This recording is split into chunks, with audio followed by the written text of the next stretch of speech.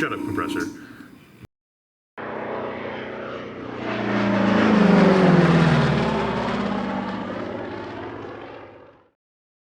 Okay, it's time to play with some putty. For this one, I'm going to be using some 3M Accra Red glazing putty. It's very similar to Bondo, but it's a gigantic ass tube that will never run out. A little bit here in this little dish.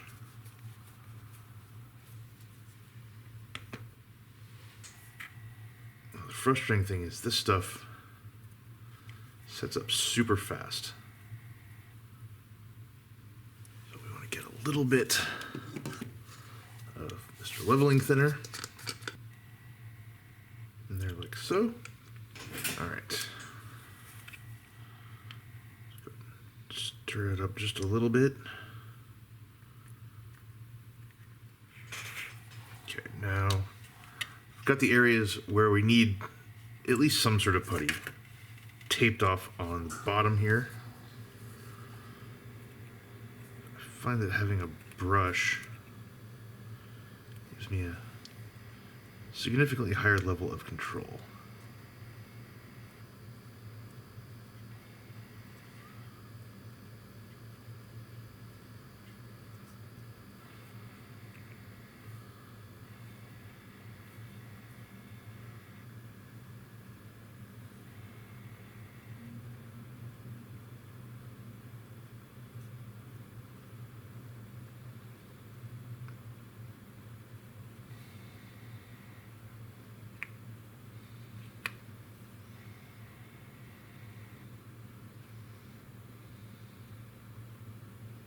This basically does two things really well. Applies nicely and it sands wonderfully, feathers like a dream. However,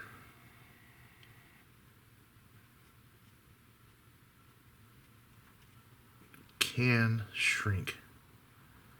So we need to be careful with it. So because of that shrinking that it can do, I tend to prefer getting it on relatively thickish and then coming back and just sanding it away.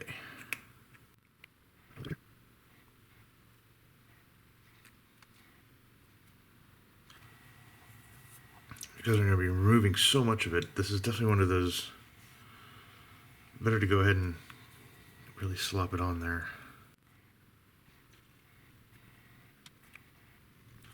The one frustrating thing about this stuff is I wish that it could be set to cure after like 10 minutes, not 2 minutes. That means the working time to get it actually down on the kit is absurdly short. Okay, got that in place. Now we're going to go around up here, get this area behind the cockpit.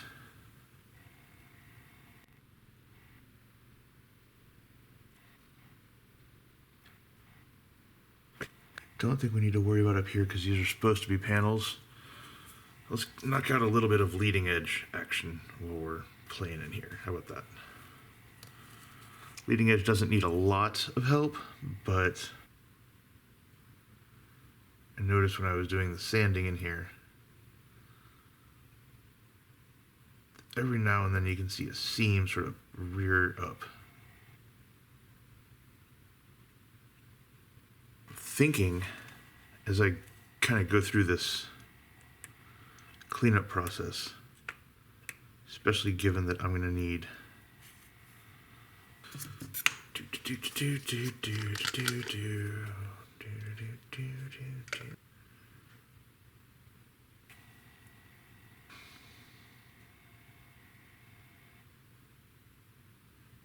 So I've been thinking as I go through this cleanup process that considering the leading edges of the wings up top, and not just the wings, but the tail fillet, the forward portion of the stabilizers, etc., and the entire underside are all bare metal, it needs to be in pretty damn good condition. And I think what I'm going to do is hit it with a bit of a higher build primer first. So I don't know if it'll be Mr. Surfacer 1000 or maybe 1200. Basically a little something that I can get nice and smooth before I start adding black and other colored primers to the mix. Basically let this sit for a little bit. So one of the cool things about this stuff is as it's setting up down here. Whoa, that's a crazy stray. Look at that. We can come in with some Mr. Leveling Thinner.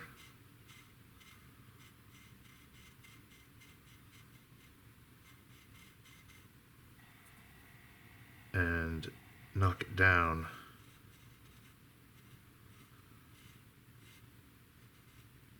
Which reduces the amount of sanding that's going to have to happen. Which is always a good thing.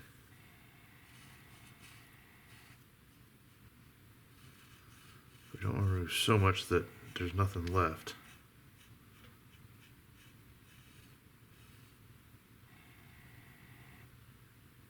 I think I might need to build that area up a tiny little bit more too. But this basically makes the sanding process go a little bit faster. Cool, now we're going to pull the tape off.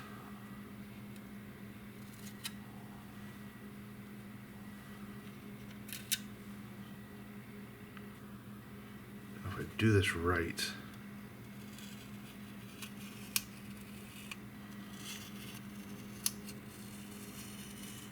there we go. That's oddly satisfying. It's kind of like getting white glue on your hand and then being able to peel off a whole giant chunk of it. So basically, we'll let this sit for a little while, come back, sand it down, and when we sand it down, it'll mostly vanish, leave just a tiny, tiny little bit inside the detail that we want to fill in. And up here, same idea. Some of this tape was basically just protecting detail. Other bits of it were just keeping it economical. This one here was defending against filling in a hole for an antenna. So that's been preserved. Fantastic. Oh, it'd be really good if I didn't get my finger all puttied up. Okay, we're gonna let that set for a while. Revisit it here in a few minutes. In the meantime, come on tape. Come on tape. Go in the trash. There we go. Okay, to revisit the decals on the bottom of the crankcase, they look like they're settling in pretty well. Okay, while we wait for the decals to set, the putty to set, etc., I wanted to briefly take you all through something I've been playing with a little bit on the side. So today, these two things finally showed up. I've been trying to get my hands on MRP's flat and semi-matte clears for quite a while, and finally found them in stock, ordered them, blah, blah, blah. They came in, and I got a chance to try them. Now, I've been attempting to try to use their super clear gloss MRP 48 for some time, and I've always found it a bit frustrating. It's, for one, it's quite hot. It can tend to, I don't really have a technical term for it, but it can tend to transparify lacquer paints over dark primers. It can kind of almost seems like it makes them like 20% more transparent and allows things underneath to show through, which you don't really want. It also doesn't have enough body to really hit that super high gloss the way that, say, a GX100 can, at least in my experience. So I've been somewhat bearish on MRP's clears, but I've heard really good things about these two, so I finally managed to get my hands on them. Dropped a couple of mixing balls in them. The flat one really needed it because when it showed up, there was just a layer of stuff in the bottom. And so it took a good amount of shaking and whatnot to get it really where it needs to be. This one, not quite as much.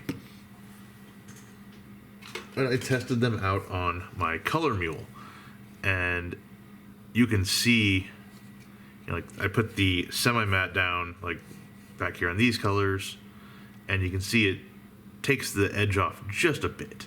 So it's almost like it's the equivalent of like the K Colors XW10, where they call that military matte, but it's not dead flat, but it's not shiny either. Overall, really good tone, maybe slightly less satiny than MRP's base color or base sheen. Now the matte varnish, so I sprayed that right here and over here, and you know we can go by the reflection of the overhead light in the paint. So this is like MRP, totally normal, totally normal, totally normal. And you can see it dies when it hits where the flat coat is, especially over here where you've got a big patch where you can actually see it in action. And yeah, it just kills it without doing any annoying lightning or frosting or any of that kind of junk that flats can do. Performance wise, I would put this right in line with my top three, which are Tesser's Dull Coat, Guns GX113, and K Colors XW1. This one has a big advantage over two of those, the Guns and the Testers, because it doesn't have to be mixed. It just is. And it has a slight advantage over the XW1 because the XW1 is an acrylic. And in my experience, there's always a little element of risk when you're spraying an acrylic clear, especially on top of a lacquer, and whether or not you're going to get surface tension issues and beading and all that kind of junk. This stuff just goes on. So overall, big fan. I will certainly be using it on the jug build, and in fact, I already have. So this is the cowl of the P-47, and for this I used Guns GX3, which is super, super glossy. And this is definitely way too glossy for what I wanted it to be. So I decided, after making sure that the semi-matte would not eat lacquer paint for breakfast, and was happy with those results, I sprayed it on here, and as you can see, it's still got sheen to it. It's still got reflectivity going on. But it is not what I would call a high gloss. It's pretty much what you see in the period pictures, where the red was shiny compared to the rest of the aircraft. Now this, when we hit it next, what we're going to have to do is basically the red extends a distance past this main cowl separation line to about here and goes all the way around. Behind that, on these P-47Ms of the 63rd Fighter Squadron, seems to have been flat black, just soul-sucking, light-sucking flat black. And underneath this cowl line on Fireball, so basically the whole underside here, this big underside plate, was left in bare metal. So I need to figure out I know how to mask the cowl, but then I need to figure out my order of attack for if this needs to be metal down here and nice and shiny, and this needs to be dead flat black. How do I manage that? And then how do I manage that with needing to put the big old Fireball artwork over here? Especially if I can't use a cutter to make stencils for it. I'm hoping to spray the nose art. No guarantees at this point. I don't know if the cutter will be able to get in that fine and actually do what it needs doing, but we can hope. Anyway, that's stuff that's happening. So cool. The jug progresses while the B-17 does not. Yay.